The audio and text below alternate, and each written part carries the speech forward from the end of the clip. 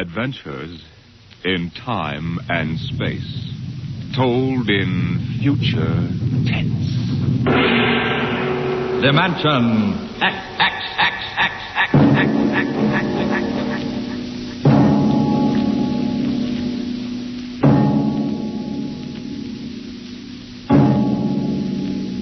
The mind of man is still an unprobed field. Within it lie many mysteries still unsolved. But there are men today, psychologists now experimenting with telepathy, hypnosis, thought transference, who believe that in the future we may discover the existence of a force of the mind more powerful than any force the world has ever known. We go ahead now in time some 10 years, and in space to the campus of a small eastern college. The hour is late, and in one of the dark college buildings, two men stand in front of a door that bears the name Professor Arthur Barnhouse, Psychology.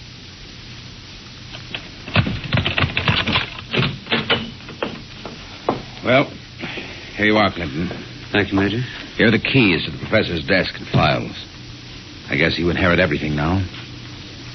You might as well dictate a full report while everything's still fresh in your mind.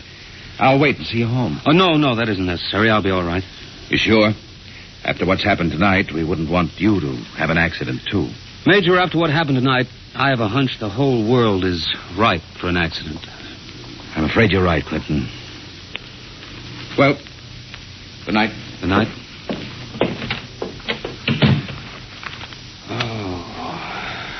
Pull yourself together, Buster. Easy does it. August 21st, 1960. Restricted report from George Clinton to the Secretary of Defense, Secretary of State, the FBI, National Security Board, etc., etc., etc. Subject, the so-called Barnhouse effect, and Professor Arthur Barnhouse, who discovered it. I first met the professor 2 years ago in the fall of 1958. He was a professor of psychology here at Wilton College, and I was here on an instructor's fellowship in the psych department. They assigned me to be Barnhouse's assistant, and he needed one. He hardly ever remembered to go to a class, and he didn't seem to do anything else either. For 3 months, I watched him sitting at the desk here in his study. He'd either stare at nothing for hours or fall asleep, nodding over his mess of papers. I couldn't understand it, and it was none of my business. But one day, I thought I'd better give him a shake. What? What? I said it's 2:15, Professor. Don't you want to go to your 2 o'clock class? Don't you want to mind your own business? I beg your pardon. Sorry, Clinton. Forgive me. I don't know what gets into me. Forget the class. The kids would rather be outdoors anyway. Okay, Professor. In that case, I'm sorry I woke you up. It's all right. I just can't seem to get my sleeping done at night. Clinton, what do you know about the international situation? Well, I'm no political scientist, if that's what you mean. I read the papers when I have time. Well, that's the way I've always been. Lately, I've had to look into it. I stay up nights looking into it. Professor, I don't want you to take this personally or anything, but... Well, sir, I wonder if you'd mind if I asked to be transferred. You mean you'd rather work with somebody else in the department? Oh, no, sir, it's not that. I think maybe there's a chance for a psychologist to work on that government project. Government project? Oh, yes, that army thing. Yes, sir. They're trying to develop robot pilots for the new fighter rockets so they'll be expendable. Oh, yes. Something else designed to replace men. Yes, sir. And you know, it's a funny thing. The robots work just like human brains. They get overworked or overloaded or something, and they have nervous breakdowns. Now, if I could only find out what drives those electronic brains crazy, why, I'd feel that I would... If you want to study a brain that's going crazy, never mind the robots.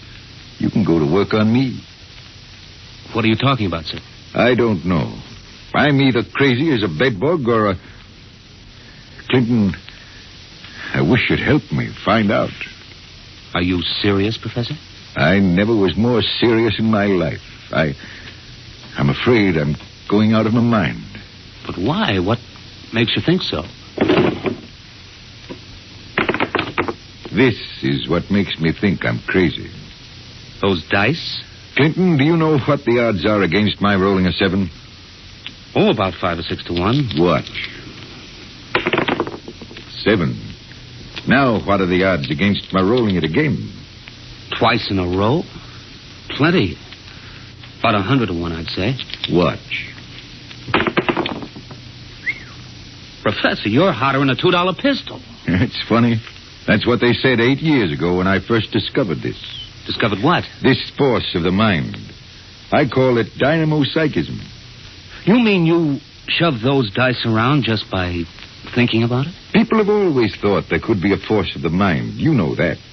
Fortunately or unfortunately, I've learned to control it. Yeah? How did you happen to find out about this, Professor?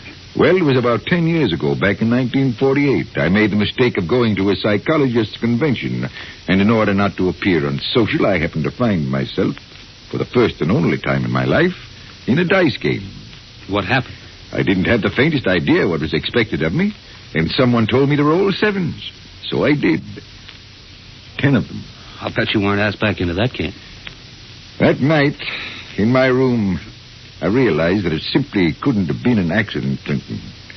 I tried to reconstruct the exact scene, the position of my body, and finally, the thoughts in my mind. And that was what did it. I remembered what had been my train of thought, and I proceeded to roll sevens, not 10 consecutive times, but 50. Oh, brother, there it is again. Professor, can you do anything else? I mean, besides shove dice around? You see that inkwell on my desk? Sure. Watch it. Don't take your eyes off it. If nothing happens, say so, and I shall go quietly, even happily, to the nearest sanitarium. Okay, Professor, shoot. Hey, why, it just blew up. Yes, I'm sorry. I didn't mean to splash ink on your suit. That's okay, Professor. What was that funny noise? Oh, that. The dynamo psychic waves are a little like ultra-high frequency waves. Sometimes, when I turn on the power, they create a kind of static. Listen, Professor, how much power have you got? Could you blow up anything, well, you know, big? I could flatten the Great Wall of China. Boy, you'll make the helio-oxygen bomb look sick. That's what scares me, Clinton. The thought that maybe I could use this power to save the world. Clinton, you've got to help me. Who, me? Professor, when it comes to international relations, I don't know from where. You'd better get in touch with the State Department. State Department? Yes, they'd be the ones, wouldn't they? Well, you probably want to be getting home now. I'll see you to the door. I could use a breath of fresh air. Okay, Professor. You better stop brooding about this. You get somebody else to do your worrying for you. Yes, you're right. I have been brooding, wondering what to do. Just sitting and staring endlessly at that awful monstrosity across the way. You mean the old bell tower? Yes, I've gotten so I can't stand the sight of it anymore.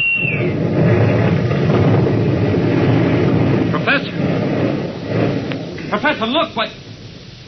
Well, there's nothing left but a pile of rubble. Oh, my, I didn't really mean to do that. Well, you see, Clinton, it's got to the point where my lightest whim is more dangerous than a blockbuster. Professor, you get in and write that letter to the State Department right now. You packed too much of a wallop.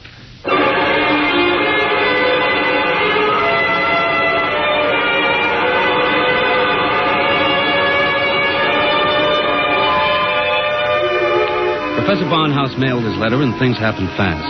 A long arm of the Army reached out, and within 5 days, the two of us were deposited in an old mansion in Virginia, surrounded with a barbed wire fence and 20 guards, and labeled top secret.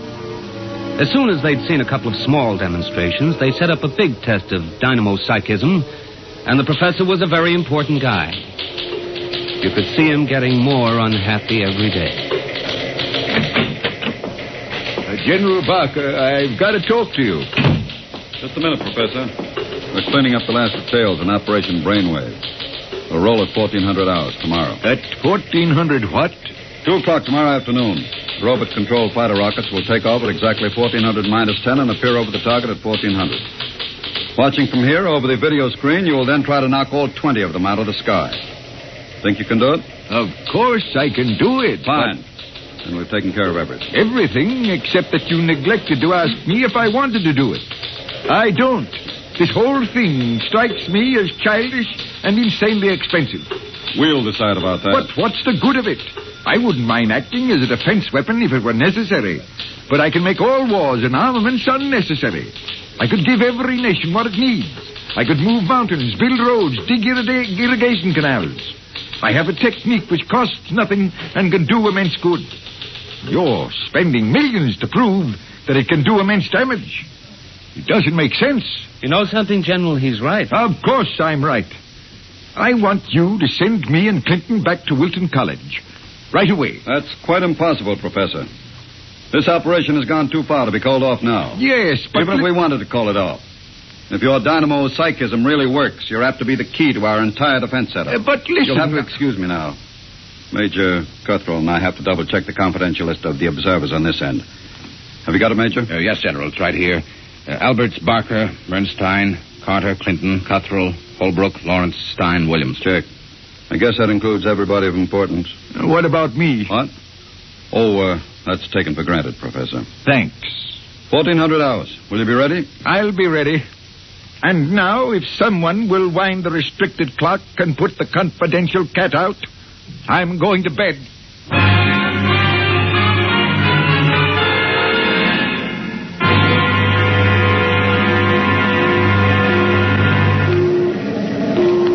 YDR to brainwave control. Observation plane to brainwave control. Come in, please. That's McKinley in the observation plane. Cut me in. Hello, McKinley. Reading you clear on the speaker. Everything all right? All okay, General. Takeoff uneventful. Fighter rockets now flying on course in perfect formation. Altitude 5,000 feet. Airspeed 865. Visibility unlimited. Are you tracking us? We've got you on radar. Haven't picked you up on the video screen yet. What's your estimated time of arrival over at the target? ETA, 2 minutes. Check. Remember, McKinley, the observation plane is not to enter the target range. Veer off and circle at the 10-mile limit. Bring the rockets overhead by remote control. Check. Observation signing off. 1 minute, 45 seconds to go, Professor Barnhouse. Are you in good shape? I'm all right, General. Good. You can all take our places in front of the video screen now. You sit here, Professor. Major Cuthrell, will you turn on the video screen? Right, General. Nothing yet. Just empty sky. Hold it. I hear him coming in. There are 20 of them, Professor. You think you can knock them down at this altitude? Distance has nothing to do with it. I don't want anything to go wrong. You're sure you feel all right? General, I know I can do it. If that's all that's worrying you, let's call the whole thing off and save $20 million. There they are. They're coming in. Get ready, Professor. 10 seconds. 9, 8, 7, 6, 5, 4, 3, 2, 1. Now, wide open, Professor. Well, go ahead, Barnhouse. Knock them down. I did. Nonsense. All you've done is blank out the video screen. What went wrong? Did you give it everything you had? I was wide open, General. Then it didn't work. They're still flying. What's that? It just took a few seconds to work. That's... Holy smoke, they're dropping like flies. McKinley to brainwave control. What's happened to these rockets? They're going down like flames. By heaven, it works. It really works. Cuthrell, get Washington on the line. Barnhouse, I want you to... Hey, where's Barnhouse? He was right here. Clinton, where's the professor? Got me, General. We were all staring at the video. He must have walked out. Get moving, everybody. Alert the guard. Search the house. Yes, sir. If anything happens to that man... General Barker. General Barker. What is it, Corporal? Corporal Gray guard at the main gate. Sir, Professor Barnhouse is gone. Gone, where? He came carrying out of the gate at 40 miles an hour. Here's a note, sir. Threw it out of the car as he went by. I picked it up. Let me see it, quick. What got into that man? What does he say, General? Gentlemen, as the first superweapon with a conscience, I'm removing myself from your national defense stockpile. Setting a new precedent in the behavior of ordnance, I have humane reasons for going off. Signed, Arthur Barnhouse.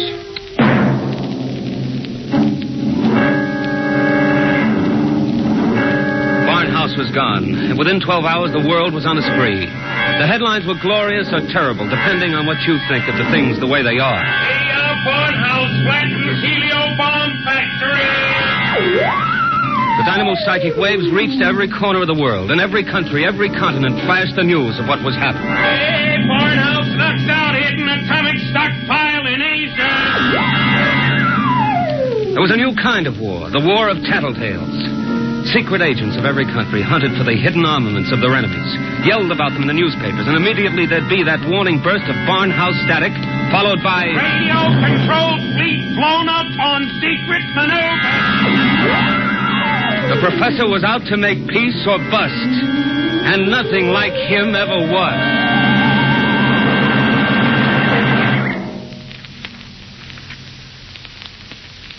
Look, Major Cuthrell, I told the FBI and the Army everything I know weeks ago.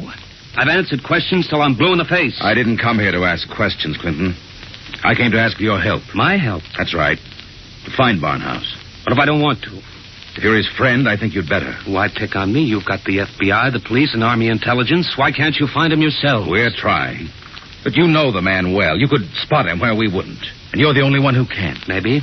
But why should I? Wherever he is, I think he's doing fine.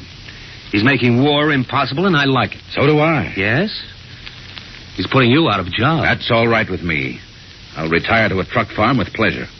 Well, then? Look, Clinton, we aren't the only ones in this race. Every country in the world has its best agents out hunting for Barnhouse.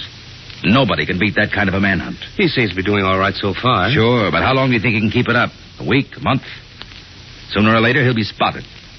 And if the wrong people find him, Clinton, we're done for. You know what kind of weapon this is. Whoever controls the Barnhouse effect can control the world. Well, all right. Suppose they do find him. He'd never give the secret away. Never give it away? Are you out of your mind? You think these fellows are playing for marbles? Well, no, but... Read the papers, Clinton. Don't you know what's going on in the rest of the world? Yes, They'll get the secret out of Barnhouse, all right. And what happens to him in the process won't be very pretty. Well, he must realize that then. He'll never let himself be taken alive. He may not have the choice. And if he doesn't, God help us all. All right. All right, I'm in. Good. Now, do you know anything that you haven't told us? Anything that might give us a lead? Only this. It was addressed to me. I found it here on his desk the morning after he escaped. You mean he came back here? Yes. I guess he needed to pick up some personal effects. Anyway, the files were open, and he left this note on a scrap of paper. Anything to do with the Barnhouse effect? Read it yourself. It's Greek to me. Just these few lines scrawled on a piece of paper, and the last one breaks off right in the middle of a sentence. This stuff doesn't make any sense at all. You know, from the looks of this, I'm beginning to wonder if the professor isn't going off his rocker. I thought of that, too. All the more reason why we've got to get to him quick. He may be helpless, and the whole world's on his track. Come on, Clinton. We haven't much time.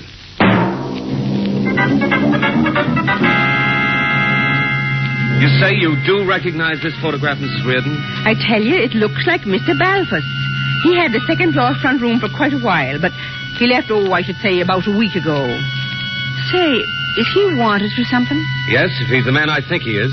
Well, now, I'd say you're looking for the wrong fella. That Mr. Balfour, he couldn't be a criminal. Why, he wouldn't even harm a fly. He spent all his time in his room, just thinking.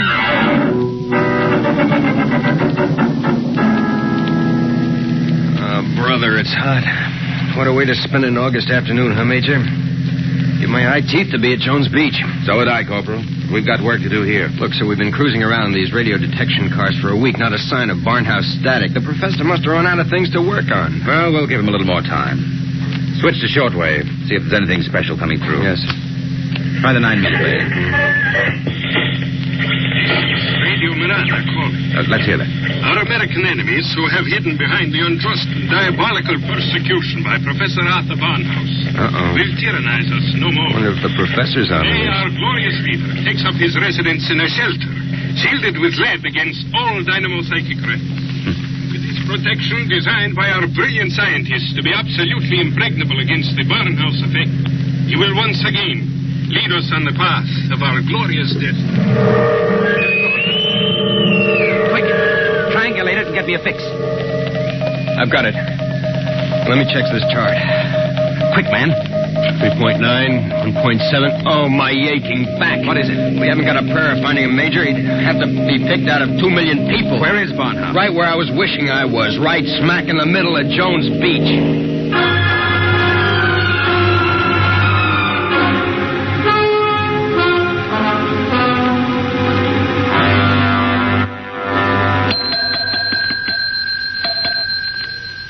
Gents, we're full. No more rooms tonight. We don't want a room.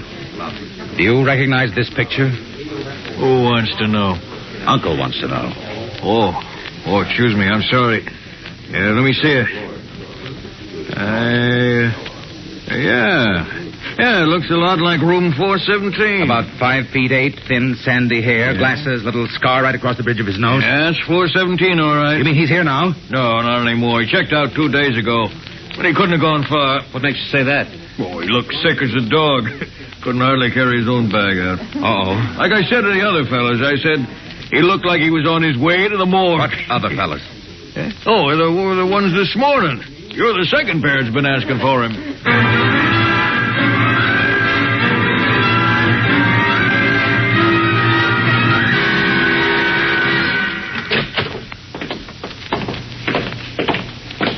Here we are, Ward 15. This way, gentlemen. You're sure he's here, nurse? Oh, yes. Thank heaven we're in time. Well, I wasn't on duty when he came in, but one of the other girls told me he collapsed in the street. The ambulance brought him in. Poor guy, he must have really had it rough. Oh, here you are. Bed number 78. This is your man. Wait a minute. This is Barnhouse? But I was perfectly sure. Oh, wait, let me check his chart. Dismissed 8 p.m. Only an hour ago. Oh, dear, now I remember. Remember what? If he was sick, why did you let him go? Well, 2 of his friends came and took him away. They didn't want him in the charity ward. They said they'd make sure that he was taken care of.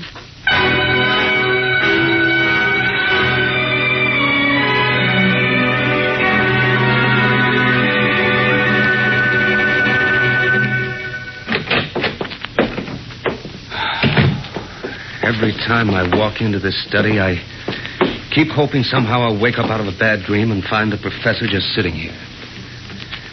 Major, is there anything we haven't covered? Nothing. The police, the FBI, the air patrols, the docks, the railroad stations, everything. Not even a flea could get through this dragnet. I hope. Then I guess we sit. We sit. Maybe something will come in.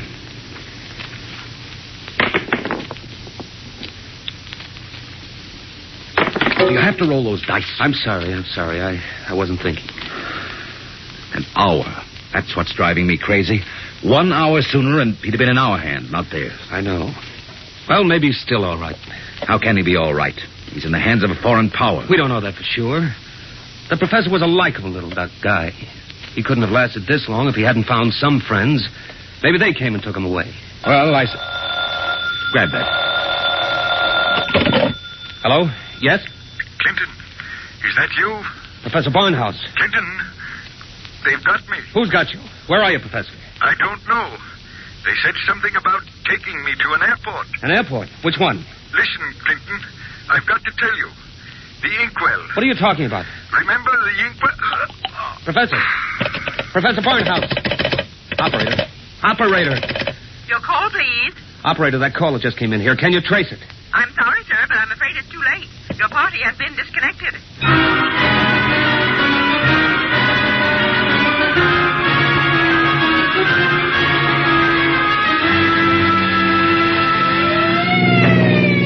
Where are we headed? He didn't say which airport. Just a hunch. The commercial airfields are all covered. But there's a little private field out here, I remember. Hasn't been used in years. Better be the one. They didn't have too much of a start on us. Maybe we'll make it in time. Step on it, Corporal. Wide open, Major. How'd he sound? Did he say who had him? No, all he got out was airport and something about an Major, Mr. Clinton, there's a tail light up ahead. Must be another car going like the devil. You're right, I see it. They're turning into the airfield. Come on, faster. Hold everything. Look up ahead. They're switching the floodlights on at the field. There's the plane down at the other end, all warmed up and ready to go. We'll never make it on the road. Hang on, I'm going through the fence. Right.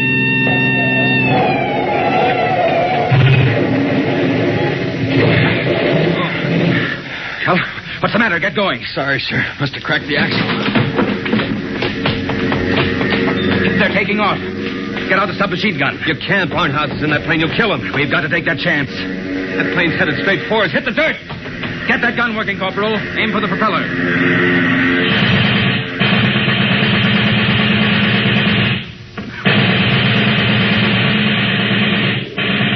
Couldn't get him, Major.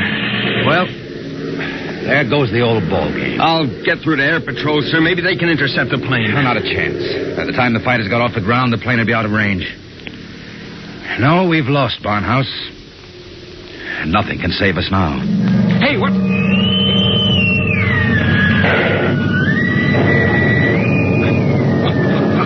What hit me? Cliff, now.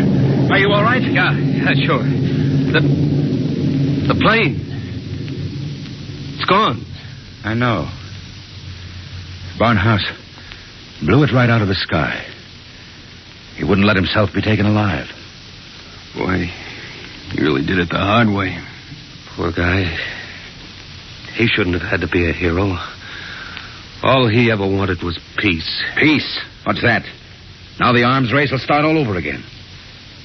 And with Barnhouse gone, what's left to stop it?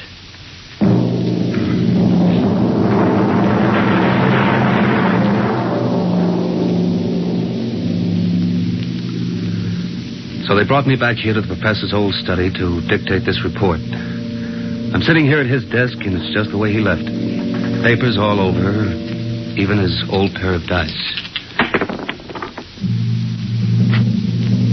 Arthur Barnhouse is dead. That's going to be good news for some people when they find out. The saber rattlers of the world will be busy as of tomorrow morning, getting ready to whoop up another war. But I'm afraid they're in for a little surprise. 3 a.m. now. And before morning comes, I intend to vanish, disappear completely. That's the last that anybody will ever see or hear of me directly. That's why I want to tell you now. I've been looking at the new inkwell here on the desk. The professor's last words were something about an inkwell. And in it I found a little scrap of paper. Just a few words, but they complete the note I showed the major. The note that didn't make any sense.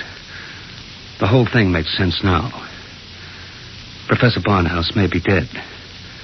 But you haven't heard the last of the Barnhouse effect. Not yet. I've been experimenting while I've been talking to you. And now the time has come for me to say goodbye. You see, I've just rolled my 50th consecutive 7.